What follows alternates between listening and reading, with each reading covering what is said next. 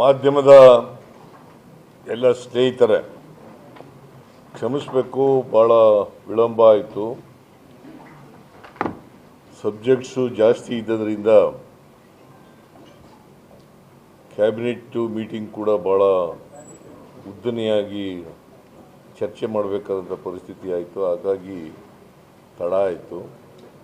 ನೀವೆಲ್ಲ ಪಾಪ ಬೆಳಿಗ್ಗೆಯಿಂದ ಕಾದಿದ್ದೀರಿ, ಮತ್ತು ಬೆಳಿಗ್ಗೆ ಕಾರ್ಯಕ್ರಮದಲ್ಲೂ ಭಾಗವಹಿಸಿದ್ದೀರಿ, ಈಗಲೂ ಕೂಡ ಕಾದಿದ್ದೀರಿ. ಅದಕ್ಕೋಸ್ಕರ ನಿಮ್ಮೆಲ್ಲರಿಗೂ ಧನ್ಯವಾದಗಳನ್ನು ಹೇಳಲಿಕ್ಕೆ ಬಯಸ್ತಾ ಇದ್ದೇನೆ. ಬೆಳಿಗ್ಗೆ